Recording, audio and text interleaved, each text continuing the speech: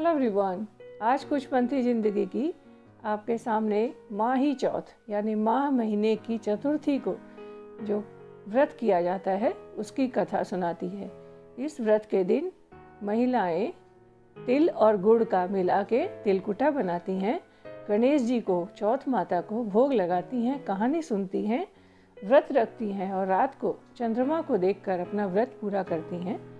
ये अपने पति बच्चों की उम्र के लिए, उनकी सुख शांति, घर की समृद्धि के लिए ये व्रत किया जाता है। ये कहानी मैं अब आपको सुनाती हूँ। एक साहूकारनी थे, उनके लेकिन संतान नहीं थी। वो बहुत अधिक पूजा पाठ में विश्वास नहीं करते थे, इसलिए उन्हें ज़्यादा व्रत के बारे में कुछ मालूम भी नहीं था। एक दिन साहूकारनी अपनी पड़ोसन के घर गई, देखी तो वहाँ कुछ महिलाएं कथा सुन रही हैं, कहानी सुन रही हैं। उसने पूछा, आप लोग क्या कर रही हो? उन्होंने कहा, माह महीने की चौथ है तो हम लोग माही चौथ की कथा सुन रहे हैं। बोले, इसके करने से क्या होगा और कैसे कर रही हैं? बोला, हम तिलकुटे का भोग लगा रहे हैं और बस कहानी सुन रहे हैं और व्रत करे हैं। रात को चंद्रमा को देख के, अर्घ देख के खाना खा लेंगे। तो बोले, इससे क्या होगा? बोला, धन दौलत, बेटा पोता, जिसको जो भी चाहिए, सुख समृद्धि सब मिलता है। बोला, सब कुछ तो है, मुझे संतान चाहिए, तो मैं भी ये व्रत करूँगी और 1.25 सेर का तिलकुटा का भोग लगाऊंगी माही चौथ के।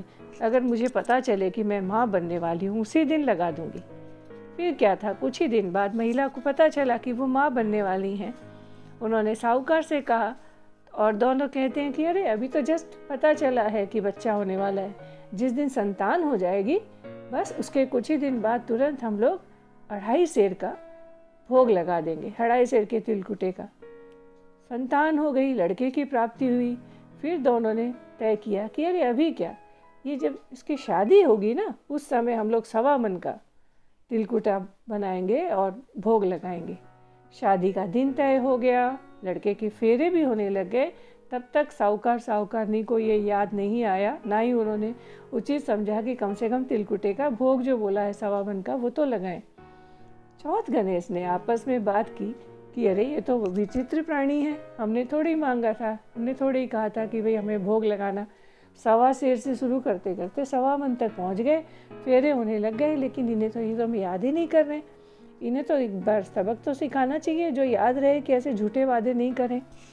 जोर की आंधी चली, तूफान आया और दूल्हे को उड़ा के ले गई और एक दूर पीपल के पेड़ पे ले जाके चौथ गणेश ने उनके बेटे को बैठा दिया।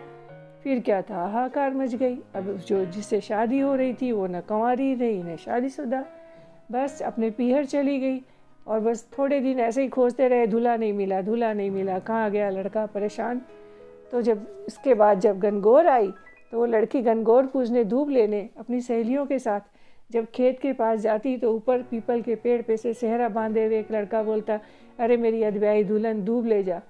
वो तो बहुत दुखी हो गई, डरने लग गई है, क्या हो रहा है, खाना पीना बंद। माँ ने पूछा, हुआ क्या? बोला, ऐसे ही जाती हूँ दूब लेने, पेड़ पे से सेहरा बंधा हुआ एक लड़का बोलता, अरे मेरी अधब्याई दुल्हन दूब ले। तो मुझे तो बहुत डर लग रहा है।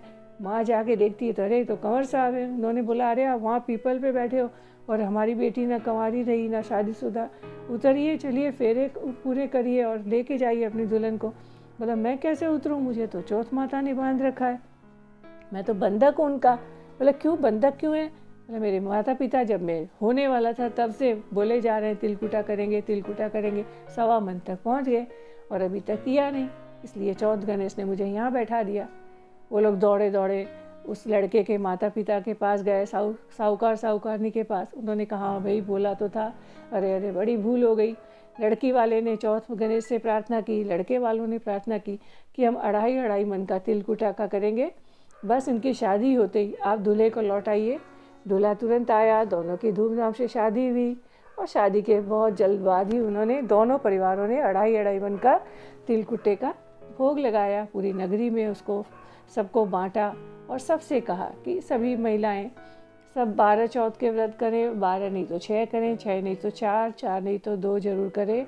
और माही चौथ तभी से ये नियम है कि हर माँ करती है ये व्रत, तिलकुटे का गुड़ का बना हुआ तिलकुटे का भोग लगाती है, कथा सुनती है और रात को चंद्रमा को देख के खाना खाती है। और इसी के बाद से ये मान्यता है कि जब लड़के की शादी हो जाए तब भी माँ तिलकुटे का भोग लगा के व्रत करके उद्यापन करती है। गणेश चौथ माता की, माही चौथ की जय।